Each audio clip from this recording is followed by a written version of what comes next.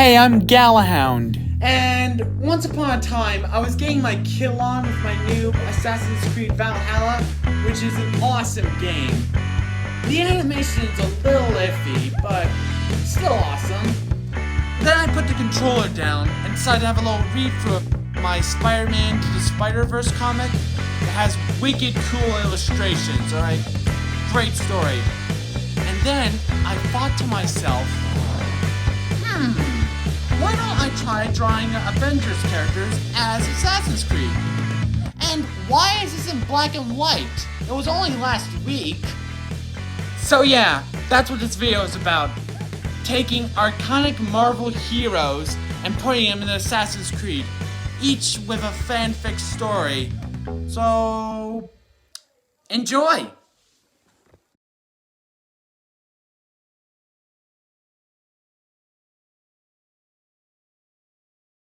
Mid-17th century, outskirts of London, lived Peter Parkman, a young prodigy with a bright future, living with his Aunt Marilyn and Uncle Benjamin. But all that changed when he was approached by the renowned Professor Connorson. Hearing of the young man's exploits, he offered him a job at his observatory. Peter leapt on the opportunity. His aunt and uncle weren't so enthusiastic. They pointed out some of the professor's experiments were unorthodox and even dangerous. But Peter shrugged them off with a disappointing scowl. From the next couple of months, Peter and the professor grew as close as family, from exchanging notes to exchanging lunches and jokes. But one day, at short notice, the professor left Peter in charge of the observatory with very little reason as to why. Young Parkman thought little of it. He'd even invited his uncle round to help out.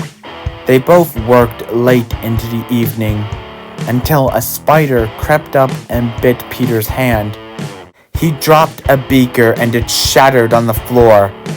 As he was picking up the pieces, he noticed a strange indentation between the cupboard and the wall.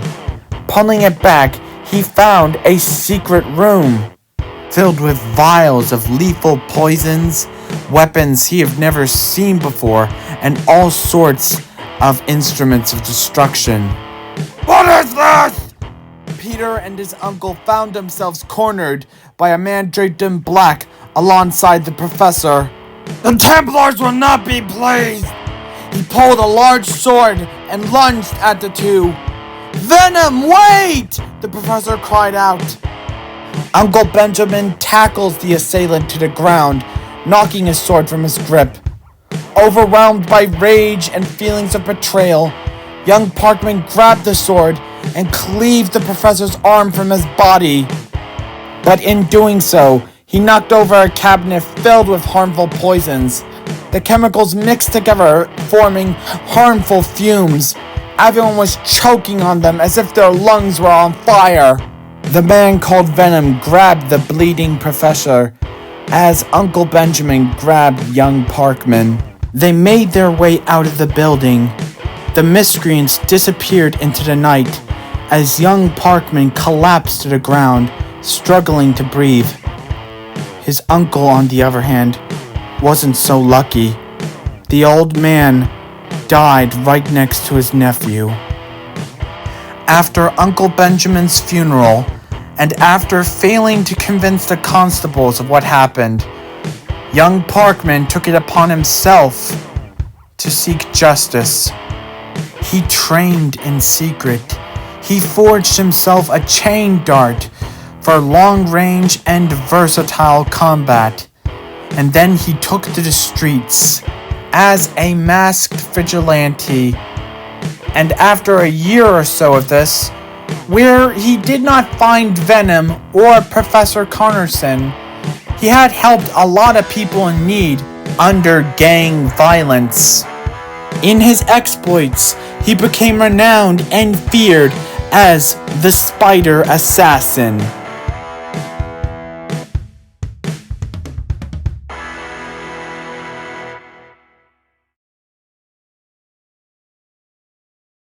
Mid-17th century, in the roughest parts of Brooklyn, lived Steve Roberts and Buckle Barnes, two very proud yet very hot-blooded Americans who were too stubborn to back out from a fight. In their early 20s, the two of them enlisted into the American Army to help fight in a civil war overseas. But they didn't find what they were expecting. Shortly after arriving to the front, they noticed that some of the soldiers were acting strange. Late one evening, they caught them red-handed, trading in black market goods. From hoarded supplies to smuggled weaponry, they had a monopoly in the criminal underworld. Steve Roberts and Buckle Barnes both reported the offense straight to Commander Zemo, only to find out that he was running the entire operation. Next thing they knew, they were being chased down and gunned down by the very people they served and fought for. A nasty bullet tore through young Buckle's arm. Steve tried to help him, but in doing so, he lost his footing and fell down a ravine, and it was a very rough way down. Young Steve was in a beaten and bloody mess. After some commotion, everything went quiet. No one came looking for him. They must have assumed he was dead. Wasn't far from it, though. The young man could barely move his arms and legs. He slowly lost consciousness after a while. When he came to, he half suspected to find himself captured under lock and key. Instead, he found that he was in some sort of makeshift chemist, in the presence of some old man. Steve tried to get up, but pain jolted throughout his body. The old man eased Steve back down and explained that he was Dr. Erskine, a field medic that was discharged from the military and is now taking it upon himself to treat the injured, civilians and soldiers alike. The doctor then went on to explaining the extent of Stephen's injuries. There were multiple contusions throughout his body and cracked bones, like one giant hairline fracture running through his skeleton. The young man's fighting days were over, said the doctor. Where most people in his position would be in shock, Stephen merely pouted for a moment, but quickly picked himself up. The doctor was impressed about the young man's resilience. Where he would insist on him resting, Steve would be exercising with the determination to get back to the field and to find his lost friend. He worked through the pain with very little fatigue. The only time he would be taking it easy is when he would be helping the doctor with his work. One day, Stephen found an enemy soldier injured and bleeding out on the ground, and instead of leaving him to his fate, he carried him back to the doctor for treatment. That was how Dr. Erskine realized that Stephen's heart was good and pure, and he decided that he was worthy. He told them of how his mentor created this perfect serum, but had unfortunately died before he could pass on the recipe. He said that the serum would not only heal Stephen, but would make him stronger and faster than before. But then he went on to an even greater secret. He told him of an international cult that has burrowed itself into the highest levels of society. They called themselves the Templar Order, and they were hell-bent on world domination. He then explained that he himself was in league with a secret order of assassins, and they were determined to dismantle the Templar threat. This was all a lot for young Stephen to take in, but he never hesitates to do the right thing. He took Dr. Earthkind up on his offer and said, "My fighting days are just beginning."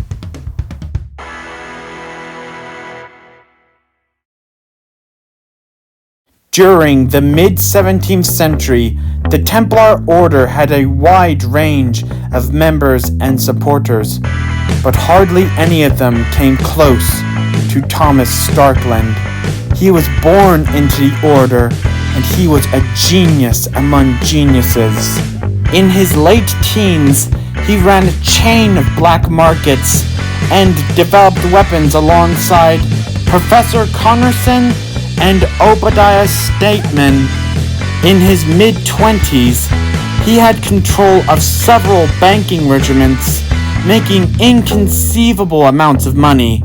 And he did it all for the Templar Order, the only family he's ever known. One day, Starkland was traveling by sea alongside his partner, Obadiah Stateman, until their trip took a turn for the worse, when a terrible storm smashed through the hull of their ship. Thomas Starkland woke up on a beach the next day, coughing up seawater.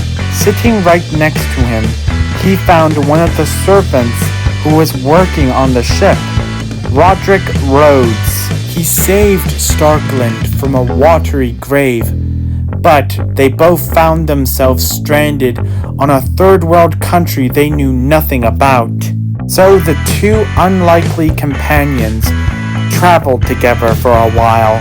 Not long on their journey, they found a city that was ravaged in a civil war, with people left on the streets, hungry and thirsty.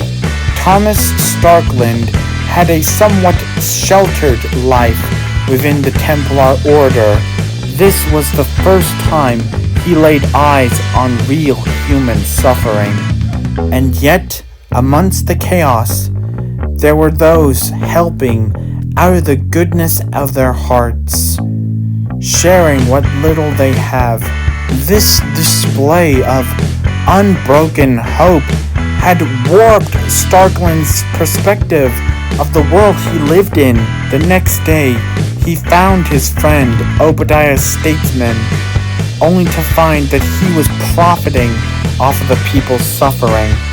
In his short time there, Obadiah had recruited a gang of cutthroats and goons. They raided and plundered the people for anything of value, even going as far as stealing food and medicine from the starving and the sick. Obadiah was delighted to see his friend Thomas, but then was confused when he had immediately asked him to stop what he was doing. Starkland's heart was finally open to the world, but Stateman, on the other hand, he saw his friend's new ideals as blasphemy against the Templar Order. The two argued for hours, until Stateman had enough. He branded Starkland as a traitor and tried to kill him. They took up arms against each other. Starkland remained on defense, still trying to talk some sense into Stateman, but it was no use. Stateman lunged at the young man, and they both went careening down a treacherous ravine. Their bones cracked like snapping twigs as they fell. Obadiah Statesman was undone by his anger and had succumbed to his injuries. Thomas Starkland survived, but barely. His injuries were so bad he had metal platings grafted to his body. Starkland accepted them, all part of a painful lesson. For when he was fully healed, he had a new mission. For by day, he would only be pretending to serve the Templars, but by night, he would don a mask and he would be fighting alongside the Assassin's Creed to dismantle the Templars and end the evil he had brought about to the world.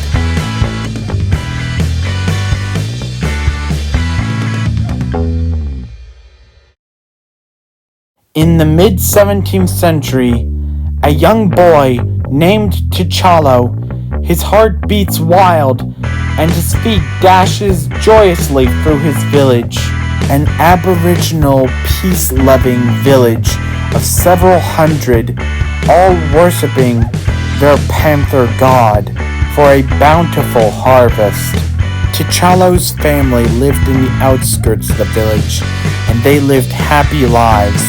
His mother would call him her little prince, and his father would read to him the story of Wakandros, an ancient kingdom that had amassed untold fortunes, power, and knowledge, all through their most sacred treasures, orichalcum, the mystical mineral of many, many possibilities.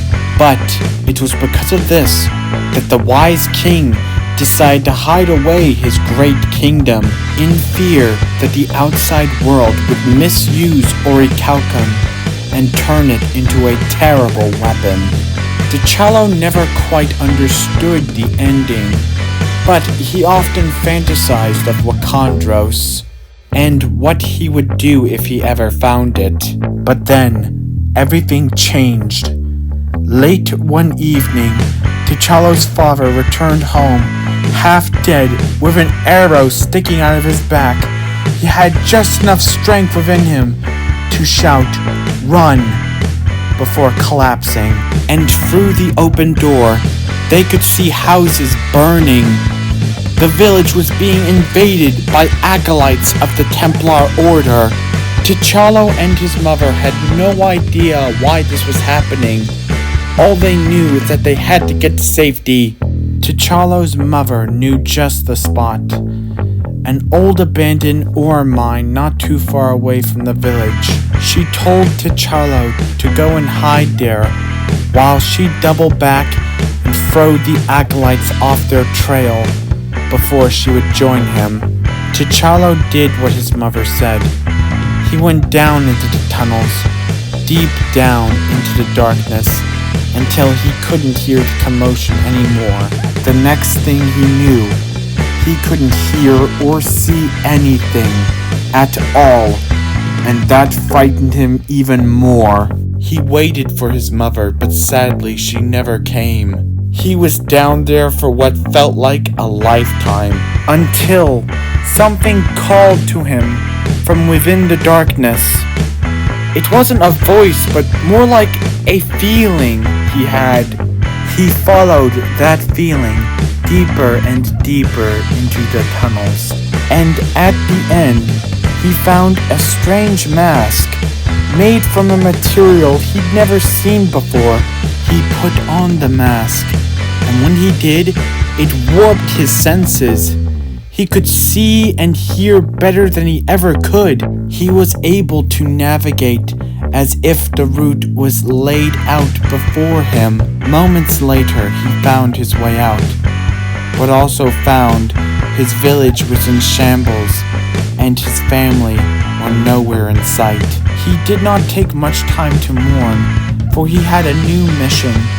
He took the mask and he went into training his body and his mind, preparing himself to wreak terrible vengeance on the Templar Order. Until a few years later, he was approached by some hooded men. They announced themselves as the Assassin's Creed, and they explained that they've been waging war with the Templars for years now. After an hour or two of talking, T'Challa decided it would best serve his mission to join this brotherhood, but he also decided to start another mission.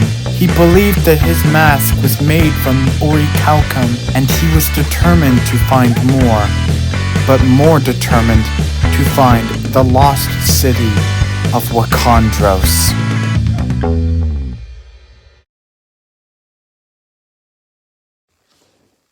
Okay, patting myself on the back here. I am really pleased with how these came out. I'm especially happy with my spider assassin. True, he does look more like Scorpion from Mortal Kombat. Is it so wrong that I'm taking inspiration from another game? Oh, whatever, it looks cool. Anyway, if you ask me which was my favorite Assassin's Creed, it's Black Flag, without a doubt. I mean, that's like one of those games that never gets old. Wide world, blow stuff up, hours of fun. So, anyway, I am Galahound19. and don't forget to like and subscribe. And I'll see you later.